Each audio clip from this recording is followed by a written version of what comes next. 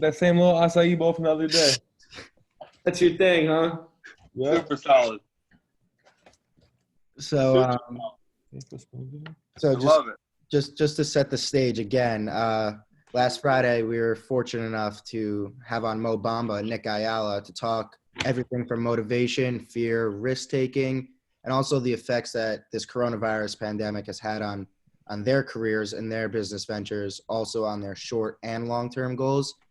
We appreciate each and every one of our viewers who took the time out of our day to view that episode on Instagram TV.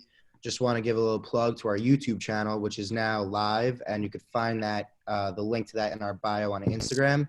And as always, Isaac and I are both open to any and all feedback. Today, we're thrilled to be joined by Phoenix Suns' Jerome and ESPN's Jordan Schultz again, and I want to say thank you to you both again for sticking with us and carving out even more time in your schedule, as we had already recorded this, but unfortunately things happened, lost the file, lost the recording, but everything's a learning process. And Isaac and I just want to say we appreciate your patience and your understanding. So welcome back, guys. No worries. I'm happy to do it. I mean, like I said, I lost most of my audio from my Instagram lives with Tyler Hero and DK Metcalf because and I even had backups on those and I still lost it. So it's all good.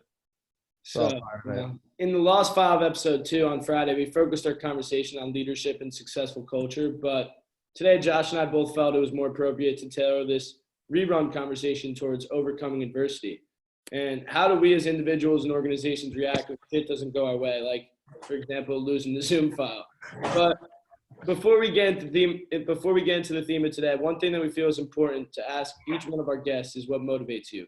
What's your inspiration to get out of bed every day and do what you do at a high level? So if just one of our guests' answers allows one of our viewers to relate and feel motivated themselves by an example of success, then we were able to do our job. Ty, Ego, you're ahead of me in this game. No, I'm not, but I'll go. I think Jordan and I are probably gonna have similar answers. I think it stems from finding a passion. So if you're getting out of bed every day and doing something you love to do, it's going to be easy to wake up and do it, and you're going to actually look forward to doing it. You know what I mean? And then you add on to the fact that, you know, my motivation on top of that is repaying a lot of people who invested in me at an early age and throughout my whole career. So like I always relate back to on draft night, looking at my mom or watching my brother, dad, and mom cry when one national championship. Like those little moments make it all worth it. You know what I mean? Seeing the people who invested so much time and energy into you. Seeing them happy. So that for sure. Yeah, super similar for me.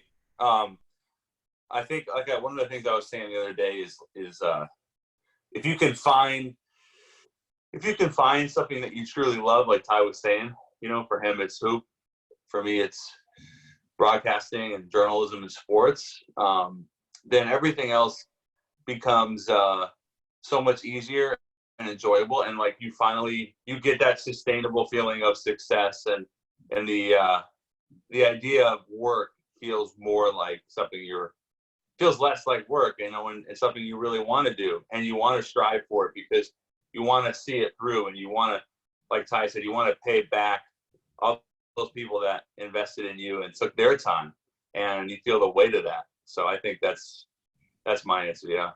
Right. And just to quickly, before we get into the actual theme of today's podcast, going off what you just said, Jordan, I think, like I said when we first recorded this, I really do think it's an important lesson for our viewers to kind of take in and kind of hear from you, because I do think it's very admirable the way that you made your own path in life, coming from a very successful family. So touching on what you just said, how early in your life did you find this passion of sports business and sports? Yeah. Well, you know, I learned how to read literally by, you know, devouring the New York Times sports section. Really? I was a poor reader, and I actually remember, like, especially on weekends, my dad getting the sports section and going through it and devouring like the stats and the articles. And I remember I started writing down, and I still actually do this, but I started writing down the words I didn't understand, and then I would go look them up. But that was like the Odyssey or something. Yeah. The Iliad, I would have just I honestly probably wouldn't have read it and would have bought a Cliff Notes. That was back in the thick dictionary book days, right? Brutal. Oh yeah, exactly. And I remember my dad and mom for probably my 10th or 11th birthday bought me a really nice the thesaurus, and I started doing that after I got to the dictionary because I wanted to have other words. So, anyways, the reason I brought that up is because it was very clear early on that I love sports, and as soon as I took it as far as I could, and then as soon as I stopped playing, to answer your question, I just jumped all in with it because I knew I really wanted to be great, and I wanted to be great for me. But as I told you the other day, I felt like if I wasn't great and I didn't pursue it to the max, that it would just be a waste, and then I wouldn't be maximizing all of these resources that I had. And I remember when I was struggling early on, my parents telling me are you sure you want to do this? Because it's not going great. And I just said, I can't imagine doing anything else. And, I couldn't stop because I wasn't having success. That'd be like Ty stopping because he wasn't McDonald's All-American. Right. You just find a way, and you find that inner drive because you're going to be great. You want it so badly, and you're going to pay it off in your work ethic. 100%. I could definitely relate, Jordan. I feel that I think about it all the time, how lucky I am that I was able to find my passion at such a young age and, focus my energy towards pursuing that goal. But I appreciate you guys sharing that. But let's now move towards our topic of adversity, something that every individual and group must overcome in order to be successful. So if we start with Ty, I believe it was the 2018 NCAA tournament. You're the starting point guard for the first 1 seed ever to drop to a 16. And then we flash forward 1 year, and Virginia's back in the dance as a 1 seed again, down 12 again in the first round with about 14 minutes to go. But ultimately, we all know how the tournament finished. You guys, the champions. So walk me through a little bit what's going through your head in that specific moment against Gardner-Webb in the first round, and talk to me about what that has taught you about overcoming adversity as a whole. Yeah, that was our biggest deficit. They had us down 14, actually. And I think learning from last year, learning from that UMBC loss was everything, right? Because we're okay, we've been here before. So just having that experience and knowing that you can't overreact. You can't, against UMBC, we pretty much panicked, you know what I mean? So having that learning experience from the year before was everything for us. We've understood you can't panic. We've been here before. We just got to get a few stops and we're right back in the game. So learning from that loss was huge for us. And then also how it motivated us going into the off season, because, how I said before, my second year, before we lost to UMBC, we set the regular season record for ACC wins. We won the ACC tournament championship.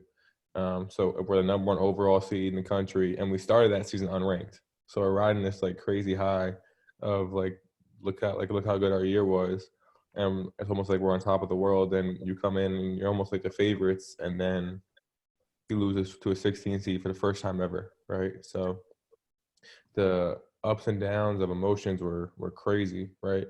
And then once you take your 4 or 5 days off, it's okay, I'm nowhere where I want to be. I'm not even close to where I want to be now. So you really have to attack the off season like crazy. And that's the only way to do it. And that's what we did, and it paid off.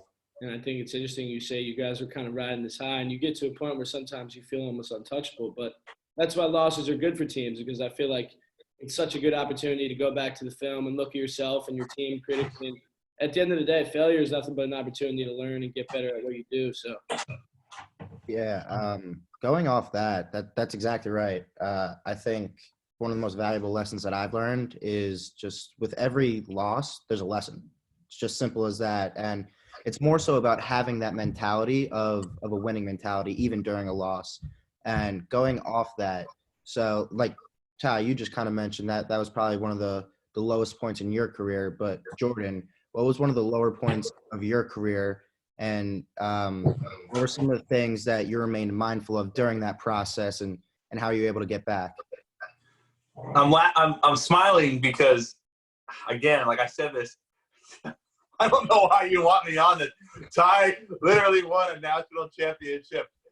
And, you know, I remember when you lost to UMBC. And I remember what people said, Ty. They were like, Tony Bennett's teams can't come back. You know, like they're not built for that.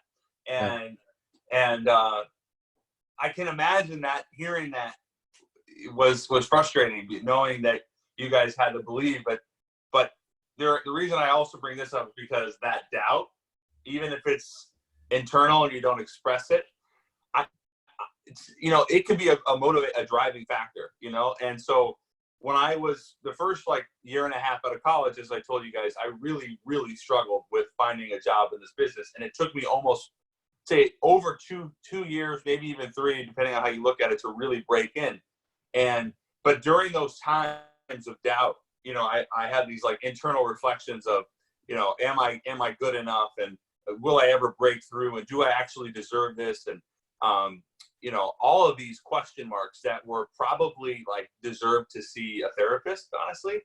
And I actually, to be honest, after that was all done, I remember I went and saw someone to talk about these internal, almost driving anger. It's I told you the other day, it's almost like an anger, because I feel you know, sometimes I don't deserve this or that. And so that, all of that doubt motivates me. And you know, it's like when my dad and my mom and I had the conversation of what do you want to do with your life? You know, after high school, and then again on a more serious level after college.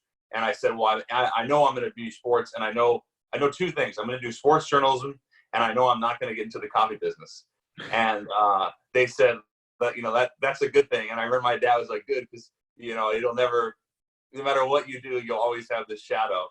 And you know, it's a big shadow to cast. So I just felt like I had all of that in my head, and all that doubt and internal struggle. And during those times, I just wanted, like Ty said, there's only one option if you really want it, and that's to outwork someone else. And then once you start to have success and feel good about yourself, then you can pay it forward and start helping others, because you have people in your life that you trust and help you, and the whole point of this is to pay it forward, you know.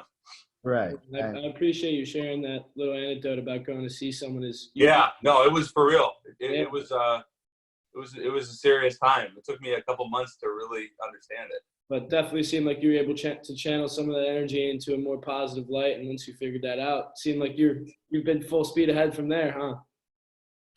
I think so, but I still think about this stuff, you know, it's I got approached to do this really cool new podcast. And I asked them, they asked me to do, we had a conversation. I ended up passing on it, but because I felt like it just wasn't maybe a great fit. And, you know, I didn't think, but I also was like, why do you want me? You know, and I had to convince myself first that I was, you know, worthy of this opportunity before I could even consider whether or not I should take it. And so, yeah, I've been full speed ahead. I don't really see any other way. And I guess in some ways it can be to a detriment, because then there's the whole concept of balance. The balance thing is tough, especially for me, because we have 2 young kids. And it's really hard to balance everything, you know, wife, kids, work, family, friends. So I struggle with that more now than anything. 100%. And I feel like that's a perfect segue into one of our topics today, which was mindset. And ultimately being mindset is what dictates our life. And it is how we frame unfavorable situations that ultimately drive our behaviors and decisions. Mindset is everything. Yeah, Ty, you should answer that, because based on what the mindset of, I would imagine, Ty, of just you're not going to be denied. Well, I think it goes back to what you said about balance, right? You know, I watched pretty much every Kobe Bryant interview, you know, there is, right? And he says anyone can be great at their craft. You just have to make a choice. So throughout my, I always worked really hard, but that summer after I left UMBC, it was a new level of working. It taught me how to work, right? So I don't think I don't think I hung out with my friends more than like 1 week in the entire summer, right? Like it was straight, besides my teammates, right? It was straight gym, like gym, Recovery. home, gym, home, and obviously my summer class. And like that's all it was, right? And that's where your mindset comes in. Like you have a choice to make, and you can tell who's really putting the work in at the end of the day. You know what I mean? Like they always say, you know, you can't cheat the grind, right? And I really believe in it. I think if you really put the work in, it will pay off. So I think that's what mindset's about. And Jordan talked about balance. So at the end of the day, you're not going to be able to have it all. Like if you have a family, you're not going to be able to have family, your career, your friends. You're not going to be able to be a great friend. You're not going to have it all. That's the biggest thing.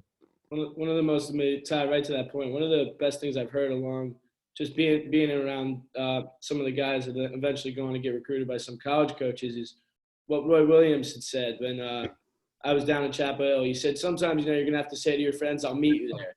It's not always no, not always yes, but I'll meet you there because I've got something to do. I've got something to take care of beforehand. Tie that right back into Kobe, who was saying, not that I didn't go to the party, but I worked out before school in the morning. So then after school, I could still go to the party, but I already had got my workout in. So I think that ties into the idea of balance and that I continue to struggle with, but looking to find ways that I can continue to make improvements, and especially with the quarantine, it's been a great opportunity to be home and spend time with the family. So that's definitely been nice. I mean, I also think that the people are super fortunate, are closest with their teammates, or closest with their people who they work with in their careers, and that helps them a lot. Like that helped me a lot, I know, because like one of my best friends was on my UVA team, right? So we saw each other every day while we were working. You know what I mean? Like we got to compete against each other every day. So I think that definitely helps you when you have you know, close friends or family in your career that you're pursuing, whatever it may be. 100%. That goes to the topic. Kobe. Kobe used to say, like in high school, he didn't really relate to his peers because he was already striving for greatness and they weren't really striving for anything. So he had a hard time. You know, obviously he was born in Italy. He spoke all these languages. He was the number one player in the country, but you know, he had a hard time in high school. And then he was drafted at 17. I just can't imagine. As a kid, yeah, it's mind-boggling. But Ty, I love that you brought that up. That it's important to when working as a team to have that relationship with the people that you're trying to, you know, reach a common goal with, and kind of foster that family sense with your teamates. And as you guys remember from sorry to cut you off, but I was listening to an Urban Meyer podcast where he taught this is in a nutshell, it's agape love, which agape love is the unconditional and uncommon commitment. It's not a choice, it's a feeling, and it's not soft, it pushes you. And as the feelings become more strong and you put somebody's best interest before your own, that, like, for example, Ty, your teammate's your best friend, and you can put his best interest before yours, that's when you guys are going to come back from the summer, like after the UMBC, and produce results like you did, ultimately winning the national championship. So, Josh, sorry to cut you off, but no. I have a question for Ty. Ty, didn't you get hurt in your senior year? You missed some time. In high school, yeah, I played the first. No, in college. No, it was my junior year. I only did 3 years of college, but your junior year you got hurt. I missed one game. It was like I was fortunate. So I got hurt mid-game, and I was fortunate enough that the next week was our bye week. So we had like a week off and then like one game or something like that. So I was fortunate enough to only miss one game. I remember that. I thought it was more. Was it against? It was against NC State in like February or something like that. And then I missed the Miami game. Then I was questionable. And we had Duke, UNC Saturday and Monday. Yeah. And I played against Duke, but I had to get a little shot. And then I wasn't gonna play against UNC. I was questionable before the game. Like it was hurting when I was in layup lines and all that. And then I just went back to the locker room for the whole warm up time, and then I just ran out on the court to play. I have a question for Ty. This is a selfish question I'd like to know. Ty, what were your top three players you played against in college and top 3 arenas you visited? That's a good question. All right, top 3 players you played against. You got to throw Zion in there. Now I got to think, because what's that like, by the way, up close, like playing against him, seeing him take off from ground level? To be honest, the whole season, I'm thinking about it. Like, we're watching. Obviously, I watched a ton of college basketball, right? Especially when I was in college and high school and all that. So the whole season, we're like, all right, this kid, like, he's not going to be that good. He's got to be overhyped. Like the way we play defense on our pack line, he's not just getting to the paint. You know what I mean? The first game we played them, like, he lived in the paint. Like, holy shit. Like, it's just like he's that athletic and that strong. You know what I mean? So strong. So yeah, definitely got to give him credit. He was one of the best players. He's probably one of the best players I played against.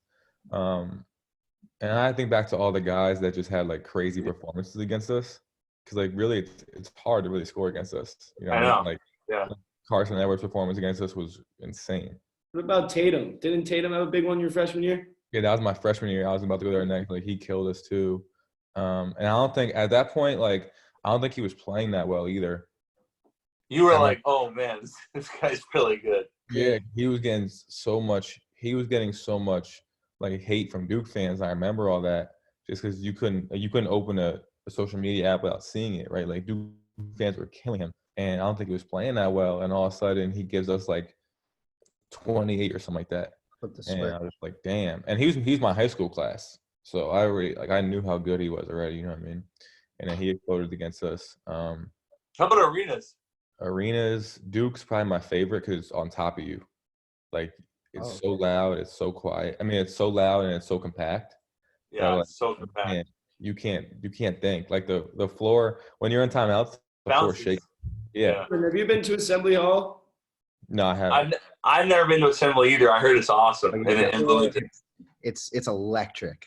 Especially it's super deep. Yeah. So, like, the stands go super high up and they get like dark almost at a point where you can't see it from the floor. You know what's a really, really cool arena is the Pit in Albuquerque. Really?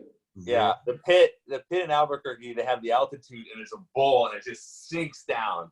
And it's I went to an NCAA Sweet 16 game there once. And it's unbelievable. It is so cool. Ty, but Dean Dome's just huge, right? It's loud, but it's not like amazing. Yeah, no, it's not as crazy as Duke, but I remember my first year we played there, and this is the largest loss I think I took in my career. They beat us by like 30 my first year, and it was like they were honoring their old team or anything. Like, Michael Jordan's in the building and all that, and the place was going crazy. Yeah, like that was loud. But then you noticed like that wasn't a normal night for them. You know what I mean? Yeah. But Louisville, I don't know if you guys ever been to Louisville. I was gonna say Louisville, yeah. That's I couldn't believe how big it was. Big. It's so big, it gets so loud. So that's crazy. Like, that's you gotta have have they ever had an NBA team there or in the area? No, they want one there, but I don't think it's gonna happen. They want an NBA team there really badly. I mean, the Yum Center is like an NBA arena. Yeah, I was so surprised. It was unbelievable when I went. Yeah. And their fans are rowdier than most too. Like, a lot of fans, you'll go and they're like, even Duke, right? Like, it's Duke's. If you think about the Duke, like the kids that go to Duke, it's really. I know, they're nerds. I mean, it's exactly what I'm saying. Like, it's a bunch of nerdy kids. You know what I mean? So like the fans, like, you look at them, it's like, okay, like, come on, you're gonna heckle me. Like the people at Louisville, like, alcohol's allowed. Yeah. You know what I mean? So like the fans are tough. It's a tougher spot. Exactly. So Ty, just to kind of tie this to our conversation of overcoming adversity, do you prefer to play on the? I gotta go in 2 minutes, guys. I gotta do radio and TV. All good. But go ahead. Dude, Ty, to tie it into our topic of overcoming adversity, do you enjoy playing on the road? And like you said, hearing the boos, hearing the hecklers, or do you feel more comfortable playing at home in front of your guys' crowd? Now, we used to love playing on the road. Like, our whole team would love playing on the road, especially after we lost to UMBC, because then it would be UMBC champions everywhere we go, and it would almost become old. You know what I mean? But we used to love playing on the road, especially. The environments would get so crazy and it was so fun. Like, playing at Duke I actually look forward to that. I didn't get to do it my first year, but my second and third year were probably the most exciting games. And then also, but we were fortunate enough that our place goes crazy too. Like, I think we had one of the best arenas in the country, to be honest. I don't know if you guys. John Paul. Yep. That place goes crazy. I think it's interesting how you said after a while the UMBC thing became old. It became a learning experience, and that's kind of, in a way, like, to tie it back to mindset in a sense, what framing is. And framing is it's a function of the brain that keeps track of patterns. Let's say you have a rigid and harsh goal, like waking up at 5 a.m. every day to go running in order to get in shape. Your implicit memory is going to log something like, not comfortable, painful, this is going to suck. And then over time, your implicit memory is going to encourage you to stop that unpleasant behavior. And subconsciously, you may look up a few weeks later and notice you're not running anymore and have fallen out of shape. Why? Because the way you frame your exercise was negative. It was a punishment. It was something you dreaded doing every day.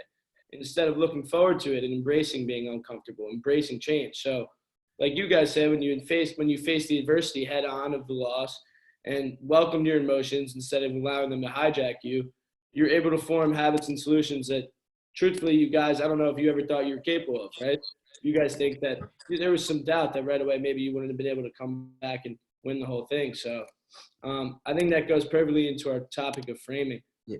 And just Jordan, before you got to go, I really want to get this question to you since you have young kids and going based on like facing adversity, it's all about mental toughness and just the way you can react and respond. It shows mental fortitude. So I'd love to get both of your opinions. And Jordan, you first, since you got to go. Again, thank you for redoing this episode with us. What's your opinion on forcing children into competition in sports and your whole like participation trophy versus first place trophy kind of debate? Because I think it's important to foster those qualities with children early on and learning the goals of competition and the lessons learned in loss. I would never push our kids, to do something they didn't want to do. I think at this age, when they're so young, it's really important that they try different sports. Mm-hmm. Like our daughter's done gymnastics and ballet, and these are all things that I really would like her to continue. But if she doesn't she's kind of moved on from ballet, so we're not going to push that too much. But I really want them to find what they love. But I think the only way you do that is by playing, as many sports as possible. And as for with winning and participation, I'm not into the whole fifth place thing. Yeah. I think if you try hard and you don't win, we can have, we'll support you and we'll love you and we'll talk about what happened. But I don't know. I didn't get those fifth place things. And I remember being so happy when I did get a first place, like when we won the league and we actually got something for it. It meant a lot. Ty's national championship ring. I could totally relate to that. You don't get, if you get something for sixth place, it's I think it devalues the first place. And I'm not sure what lesson you're really learning. So that would be I got to ask you a question before you go, if you have time. What if your kid, right, you have a boy and a girl or two girls? Boy and a girl? Yeah. So if either the boy or the girl, right, was I want to play basketball, but they weren't working, they weren't working hard or something like that, right? At what point would you be if you want to do this, you got to work like this? You know what I mean? That's always something I wonder, if my kid was just I want to play basketball, but I just want to play for fun or That reminds me of a Kobe quote when Kobe says, "No, I'm not a hard father, but I'm going to make sure that my daughter's actions match her dreams." So. Yeah, I would say, Ty, I don't know the age, maybe 14, because I feel I really started working hard freshman year of high school, right around there. If they're not putting in the work, I would probably sit them down, whoever it is, and just say, I know that you really liked basketball, but you're not gonna excel. You're not gonna reach anywhere near your potential if you keep going through these motions and just showing up for practice. I'll work with you before school. We'll do these drills, and I would still go to the game side and support her or him. But I would definitely, I think at around 14, because I think you're doing the kids a disservice if you don't push them like that, even if it's a hard conversation and they get mad at you in the time, and they get upset with you at the time. They're probably going to thank you later. I know my parents did that with me, and I thank them later. I think that would be my answer. But that would be tough for sure, especially with my daughter. Right. And just to wrap up, one underlying theme on adversity that we've covered today, without even mentioning it, is really what I think is the biggest asset one has when faced with adversity is their ability to never quit and that never quit mentality. And I think that's the real peak of mental fortitude, and that comes with framing circumstances in a positive light, like we recently just talked about. Therefore, I think that it was only right and necessary that to end this episode, I mentioned earlier and on the last time we tried to record this that we like to end it with a quote of the day and get your guys' opinion on it. And this time, this quote. Shit, I gotta go. They're calling me. Guys, all love my way. Sorry, I didn't get to quite finish, but send me this after we're done, okay? Thank you, Jordan. Thank you so Appreciate much. it. Okay, and please tell all your viewers or listeners to reach out to me if they need anything. I mean that. Will do. Absolutely. Thank you. Okay. Again. All right, Ty. Talk to you soon, bud. All right, bro. Get some acai. All right. See you, fellas.